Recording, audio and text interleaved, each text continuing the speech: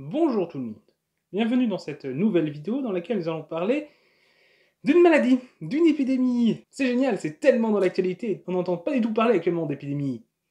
Mais bon, on va parler d'une épidémie un peu plus ancienne, non pas les pestes de noir du Moyen-Âge, non, quelque chose de bien plus ancien. On va parler de maladies de l'Antiquité. L'Antiquité, il y a eu plusieurs épidémies dans l'Antiquité, mais souvent on est assez mal renseigné dessus parce que c'est des choses très anciennes, avec des sources plus rares, et aussi une connaissance moins grande de ce que pouvaient être ces maladies. Donc souvent c'est des sujets sur lesquels on sait assez peu de choses. Je vais parler quand même de celle qui est la plus connue de ces épidémies, celle qui est la plus sourcée, qui me permet donc d'avoir une plus grande connaissance de celle-ci, même si là aussi il y a quand même un certain nombre d'incertitudes.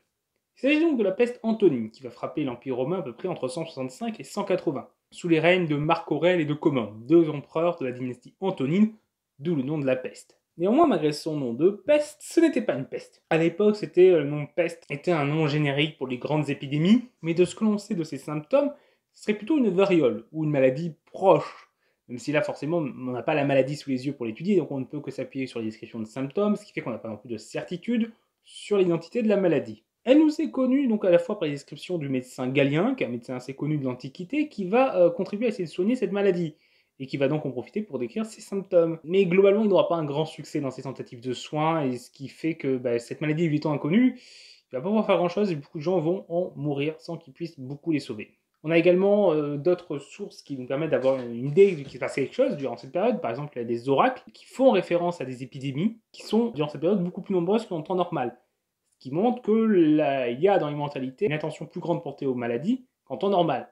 Donc ça peut être soit dû directement au contact de l'épidémie, soit aux nouvelles de régions touchées par l'épidémie. Néanmoins, il faut quand même garder prudence, ça peut être dû également à une autre maladie. Toutes les oracles qui font référence à une épidémie ne sont pas forcément référence à cette épidémie-là.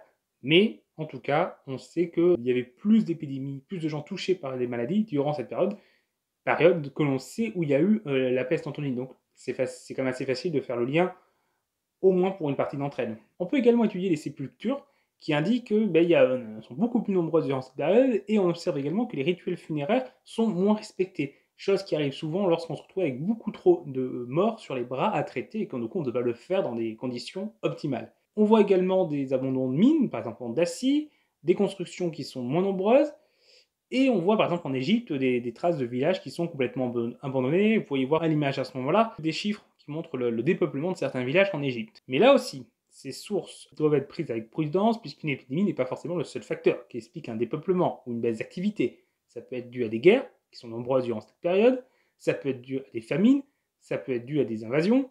Voilà, ça peut être dû également au coût financier globalement des guerres et de la lutte contre les invasions qui empêchent de faire des constructions. Donc il y a plein de causes possibles, qui peuvent donc soit être indépendantes de l'épidémie, soit être liées à l'épidémie. Voilà, toutes ces sources doivent être prises avec prudence. Surtout quand on observe dans certaines régions de l'Empire, comme l'Afrique de l'Ouest ou la péninsule ibérique, on n'observe pas vraiment ces phénomènes-là. Alors que si une épidémie a frappé l'Empire, normalement ces régions-là qui sont quand même très bien intégrées dans l'Empire et dans les réseaux commerciaux, ce serait assez étonnant qu'ils n'aient pas été touchés du tout. Peut-être qu'ils l'ont été moins. Et peut-être que le hasard des sources retrouvées, puisqu'on ne retrouve qu'une partie à chaque fois des sources, fait que forcément on peut avoir des biais qui font que certains phénomènes échappent à notre vision, là où à d'autres endroits ils seraient amplifiés par le hasard des trouvailles. Mais cette absence de traces dans certaines régions peut être également expliquée par le fait que ces traces sont dues à autre chose que l'épidémie, et ces autres choses n'ont pas touché ces régions de l'Empire. Donc on le voit bien, on est quand même face à de nombreuses incertitudes. Et vous allez voir que les incertitudes continuent. Parce que par exemple, lorsqu'on étudie comment cette maladie va se répandre et arriver dans l'Empire, là aussi on n'est pas sûr. L'explication, qui est celle qui était communément admise dans l'Empire, c'était que ça a commencé avec la prise de Séleucie du Tigre lors d'une campagne contre les Parthes de la part de l'Empire romain, qui prennent donc cette ville de l'Empire parthe, en 166. Lors de cette prise, la ville est pillée, et parmi les bâtiments pillés, il y a un sanctuaire à Apollon. Et d'après la légende, il y aurait alors une pestilence qui s'en serait échappée et aurait contaminé l'armée. C'est ce qui pourrait paraître logique, puisque un des attributs d'Apollon, c'est la santé et la guérison des maladies. Donc on peut en effet supposer logiquement, dans la croyance, que si on s'attaque au sanctuaire d'Apollon, il peut nous punir par des maladies. Et donc une fois cette armée malade, elle aurait ramené ensuite en son retour l'épidémie dans l'Empire romain. Et retour qui aurait lui-même été précipité par l'épidémie, puisqu'elle l'aurait battue en retraite parce qu'elle serait décimée par l'épidémie. Mais ça, voilà, c'est une origine légendaire. On peut penser que la campagne militaire a pu contribuer à ramener l'épidémie, mais on a quand même quelques doutes là-dessus, puisqu'on sait par exemple que l'année précédente, dès 165, on observe dans l'Empire romain des traces de la maladie. Quant au retrait de l'armée, il peut s'expliquer tout à fait autrement que par l'épidémie. En effet, occuper le territoire des Parthes a toujours été difficile pour l'Empire romain. Il a fait plusieurs campagnes militaires, à chaque fois il a reculé. Parfois, il avait des objectifs d'occupation, mais ça n'a pas marché, et parfois c'était juste des opérations militaires d'attaque, et pas de conquête. Et c'était probablement le cas lors de cette campagne militaire. Donc le retrait en soi était logique. Puis c'est quand même assez compliqué pour une armée d'être en territoire ennemi, surtout un territoire ennemi qu'on a pillé. Et donc, où à la fois on s'est privé de ressources sur le long terme, et en plus on s'est mis les populations à dos. C'est en plus un endroit assez lointain, donc difficile à approvisionner, avec un climat assez difficile. Donc forcément, que l'armée ait décidé de ne pas rester sur place peut paraître logique, sans qu'il y ait besoin d'expliquer cela par une épidémie. Donc ce qu'on peut supposer, c'est qu'en effet, l'épidémie était déjà présente à ce moment dans l'Empire, mais que l'armée a pu être touchée aussi par l'épidémie, et que son retour dans l'Empire et son retour vers Rome a accéléré la diffusion en amenant beaucoup de cas contacts, pour prendre des termes modernes. Et ensuite, elle va se répandre, une fois à Rome, à travers tout l'Empire, en passant par les soldats et par les commerçants, essentiellement, et va faire des ravages. On a vu l'Égypte, qui a beaucoup été touchée, et l'Italie, globalement, aussi est très touchée, très décimée. Et comme on a pu le voir, les chiffres de baisse de population dans certains villages égyptiens, donc à nouveau les chiffres dont je vous ai montré tout à l'heure, montrent des baisses de population allant de 70 à 93% dans certains villages. Donc certains villages sont complètement dépeuplés. Ce qui peut aussi s'expliquer par le fait que lorsqu'il y a beaucoup de morts dans un village, les gens fuient à la fois l'épidémie, mais fuient également le fait que le village soit moins vivable, puisqu'une grande partie de son activité économique a disparu. Et on observe aussi des dépeuplements et des abandons de localités en Italie, qui semble avoir été l'une des régions les plus touchées, ce qui est logique puisque l'Italie c'est une région qui est centrale dans le réseau commercial et d'échange à travers l'Empire, donc forcément quand l'épidémie circule dans l'Empire, les zones de circulation les plus importantes sont les plus touchées. C'est également une zone qui a de fortes densités de population, donc ça aussi ça aide pas, et là on retrouve aussi ça en Égypte avec des villes qui sont très peuplées, et des villes qui sont aussi parfois connues pour être assez insalubres. Donc là aussi ça n'aide pas à lutter contre l'épidémie.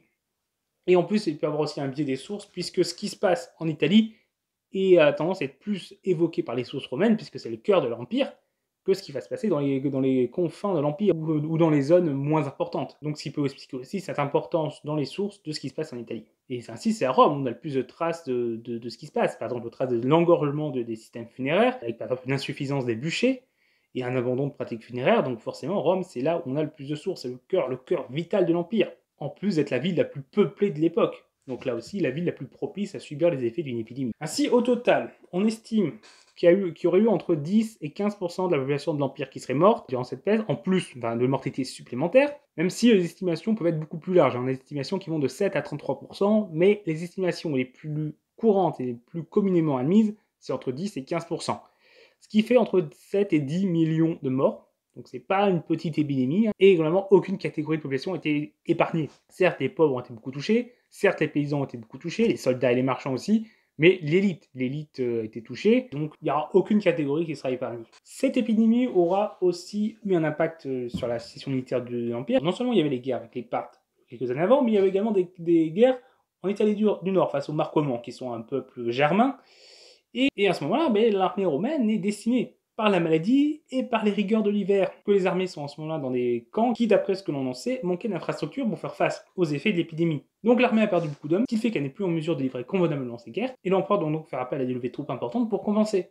Donc on a des traces de beaucoup de recrutements, et également par des recrutements d'esclaves qui sont intégrés à l'armée en échange de leur liberté. Chose qui a pu se faire également pendant la Seconde Guerre punique pour faire face aux énormes pertes infligées par Hannibal. Donc ça, grâce à ça, Rome va réussir à reprendre le dessus et vaincre les Marcomanns et les repousser. Globalement, il a été considéré pendant longtemps que cette peste avait provoqué un affaiblissement durable de l'Empire, et que le déclin de l'Empire avait commencé à partir de là. C'est quand même assez exagéré. On observe dans les années qui suivent, après 180, un redressement économique de l'Empire. Donc par exemple, les mines sont à nouveau occupées, des villages repeuplés.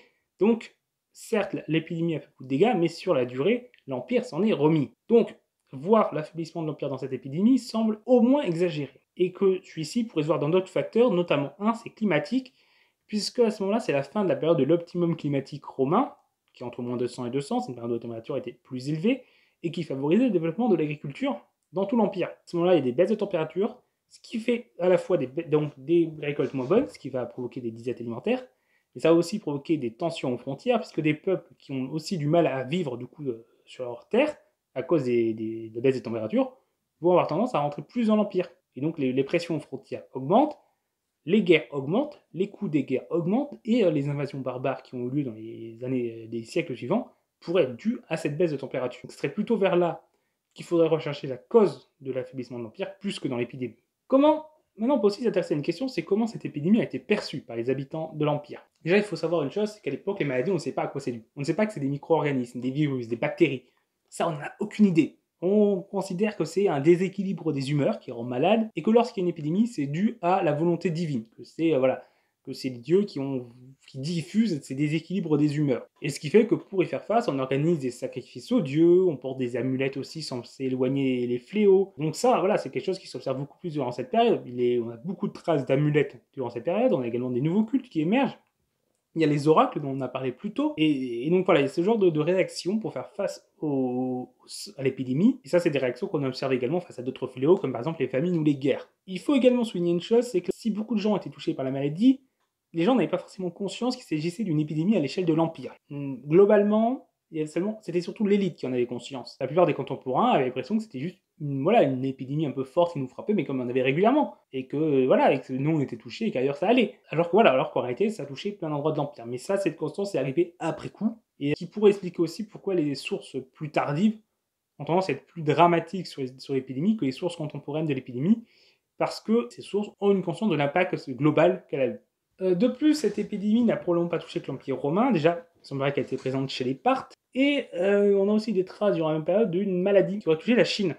Donc il semblerait qu'à ce moment-là, la Chine, même si on n'est pas sûr qu'il s'agit de la même maladie, mais il est possible que cette épidémie touchait tout le continent eurasiatique, de la Chine à l'Empire romain. Quant à savoir d'où elle venait au final réellement, il y a deux hypothèses qui sont favorisées. La première, c'est qu'elle viendrait d'Asie centrale, et que donc ce serait bien au final les campagnes militaires contre les Parthes qui l'auraient fait rentrer dans l'Empire romain, et en tout cas que ce serait bien de la frontière romano-parthe que l'épidémie viendrait, mais également d'autres sources qui placent cette origine dans le Sahel, et que ce seraient des rongeurs de cette région qui auraient amené l'épidémie par le long de la mer Rouge, l'épidémie serait remontée par la route commerciale de la mer Rouge, en Égypte et au Moyen-Orient, et ensuite du Moyen-Orient serait arrivé à nouveau dans l'Empire romain, par la frontière avec les Parthes. Donc là-dessus, forcément, c'est quelque chose d'ancien, donc on n'a pas de certitude non plus là-dessus. Donc comme vous pouvez le voir, beaucoup d'incertitudes, mais j'essaye de vous donner des infos à peu près fiables sur ce qui s'est passé, en vous soulignant ces incertitudes pour que vous en ayez conscience. Vous ne pensez pas que ce soit des choses acquises, mais voilà, essayez de vous apprendre des choses sur un sujet que je trouvais, qu'on a vu en cours et que je trouvais qui était en rapport également avec un peu l'actualité, voilà. Donc j'espère que vous avez pu apprendre des choses, que ça vous a intéressé. Si c'est le cas, n'hésitez pas à le dire en commentaire, à aimer la vidéo. Vous pouvez également la partager, ça nous aide beaucoup, et vous pouvez vous abonner pour ne pas rater les prochaines vidéos. Au revoir tout le monde.